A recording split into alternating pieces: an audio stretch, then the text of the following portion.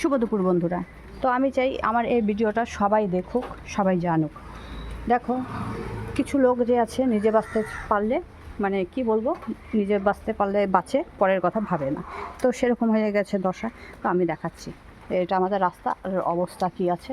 দেখো, অনেক অবজেকশন করা হয়েছে। দেখো আমার চালের মধ্যে কাঁঠাল পড়ে কীভাবে কাঁঠালগুলো পড়ে আছে, আর পোকাও ধরেছে, কিন্তু মাঝে মাঝে ঘরের ভিতরেও পোকা ঢুকে যাচ্ছে। পুরো গাছটাই কিন্তু চালের উপরে। কিন্তু দেখো, অনেকবার কিন্তু অবজেকশনও করা হয়েছে এই গাছ নিয়ে। দেখো, কেউ যদি বাড়ি ঘর বানাতে যায়, সেখানে যদি গাছ থাকে তো গাছটাকে কিন্তু কেটে তারপরে কিন্তু বাড়ি ঘর বানায়। দেখো, অনেকটাই কিন্তু অসুবিধা হচ্ছে কয়েক বছর থেকে। কিন্তু দেখো, কাঁঠাল একটু পরপর কাঁঠাল পড়ছে, আর একটু পরপর কি পরিষ্কার করা সম্ভব? যেখানে পুলিশ আর প্রশাসন বারবার বলছে কিন্তু পরিষ্কার রাখার জন্য, সমানে মশা হচ্ছে, মাছি হচ্ছে, গন্ধ হচ্ছে।